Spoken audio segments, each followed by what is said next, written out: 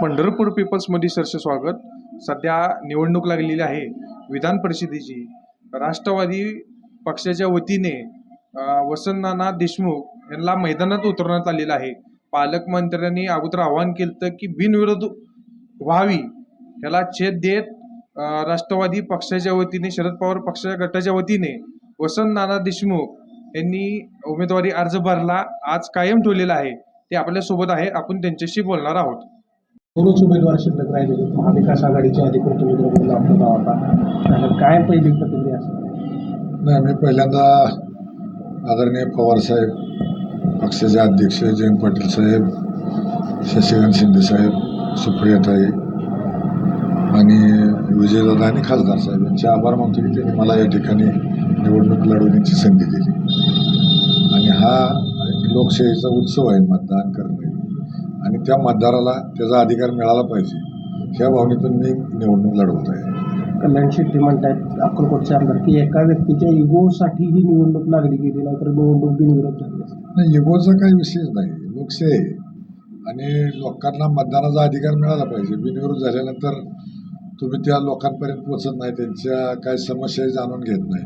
आज निवडणूक लागल्यानंतर प्रत्येक उमेदवाराला लोकांकडे जावं लागतं, त्या प्रतिनिधीकडे जाऊन त्यांच्या समस्या ऐकावं लागतात, त्याचं परत निराकरण करावं लागतं. म्हणून लोकशाहीमध्ये निवडणुका या जरुरीच्या आहेत. सर्वात जास्त मार्जिननं आमचा उमेदवार निवडून येईल, मग समोरचा उमेदवार परत निवडणुकीचा विचार सुद्धा करणार नाही असं पालकमंत्री. आता काय ते मोठी माणसं आहेत, पालकमंत्री आहेत, आम्ही लहान माणसं आहेत, त्यामुळे आम्ही कसवाई गतीनं जाऊ, आम्हाला काय जेवढं जमेल तेवढं करू. तुमच्या पाठीमागे ज्यांची ताकद आहे त्यांची ताकद आता काहीच राहिली नाही, त्यांना कशाला मोठं करतात? नाही, तर लोकसभेला बघितलंय आपण, लोकसभेला 2 जागा आलेल्या आहेत, तिथे 4-5 आमदार आहेत महाविकास आघाडीची. ताकद नाही असं कसं म्हणताय? त्यामुळे पूर्ण ताकद आहे. ताकद आहेच की, पक्ष आहे, मतदार आहेत, आणि हे लोकांनी निवडून दिलेले प्रतिनिधी आहेत, हे विचारपूर्वक मतदान करणारे मतदार आहेत. हे काय असं कुणीतरी सांगण्यावरून मतदान करणारे लोक नाहीत. त्यामुळे मतदान करताना लोक विचार करून निश्चितपणे मला मत टाकतील याची मला खात्री वाटते. महाविकास आघाडीची 78च मतं आहेत जिल्ह्यामध्ये. अशा वेळेस मॅजिक फिगर गाठणं कसं असणार? नाही, आम्हाला काय, आम्ही जाणार आहे, भेटणार आहे, मतदारांना विनंती करणार आहे, त्यांना पटलं तर ते आम्हाला निश्चितपणाने सहकार्य करतील.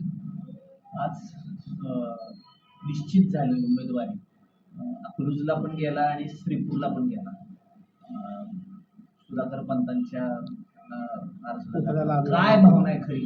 ते श्रद्धास्थान आहेत आमचे विजयदादा आणि मोठे मालक, यांच्याकडे बघतच आम्ही राजकारण शिकलो, यांच्याकडे बघतच राजकारण सुरू केलं आणि त्यांच्या विचारणंच आतापर्यंत करत आलो.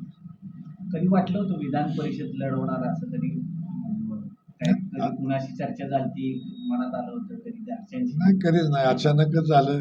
अचानक पक्षानं फॉर्म भरायला लावला आणि काढू नका म्हणून पक्षानं आदेश दिला आणि पक्ष आदेश दिले ते मानणं आपलं काम आहे.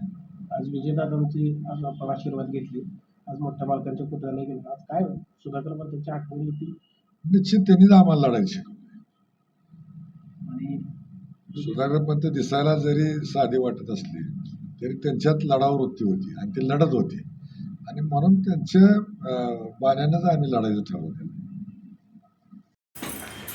आता काही निर्णय झाला की अर्ज राहिलाच नाही राहिला. आज शेवटच होता, त्यामुळं विशेष नव्हता काय मागणार नाही.